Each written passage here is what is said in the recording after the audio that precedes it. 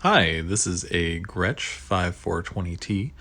It is a great instrument. It is kind of the middle of the road for Gretsch. It's pretty much the jumping point from like the Streamliner. It's in the middle between the Streamliner and the made in Japan Gretches.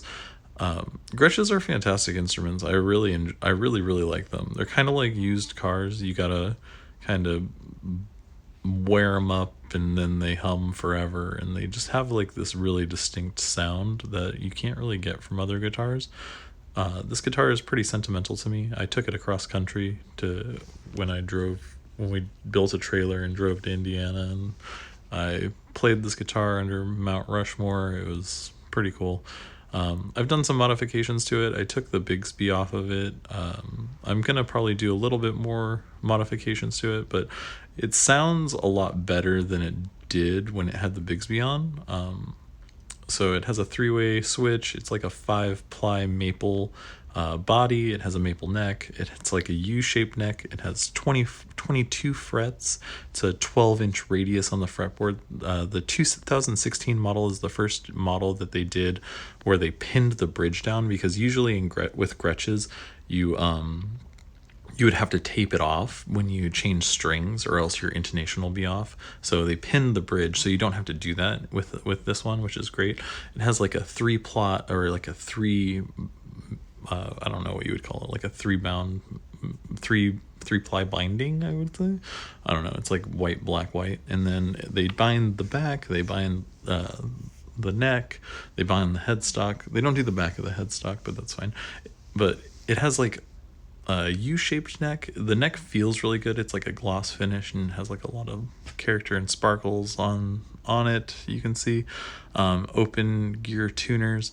The neck, I wouldn't say it does feel like a U. It feels more like a C, but it is flat on the back, because like I have a U-shaped neck that Fender does, and it feels nothing like it. Because like when I think of U's, I think that it's like really chunky. The main problem right now with this guitar is the nut isn't cut very well, so I had to stack some string wire in there just to raise it up a little bit. And I've tried different gauge strings and stuff. I just think the nut is cut way too deep, so I have to buy a new one and file it and all of that. But it has these medium jumbo frets. The fretwork is fantastic. The binding job is fantastic. I assume over time the binding will just fall off, but not right now. These are blacktop Filtertrons. They sound really good. I might not even replace them, because I actually really enjoy the sound of them. But I highly recommend, if you get one of these, like if you find one, like find it for like $500. It's totally worth it. And then just take the Bigsby off. But I'm gonna try and change the control layout on this thing if I do ever change out the pickups.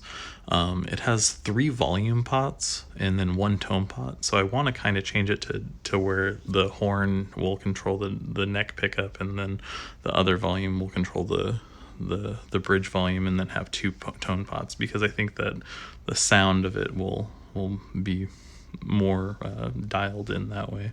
But I sold this Cutlass, and I actually got a new guitar, so it'll be a lot of fun. And here's a sound sampling of the Gretsch.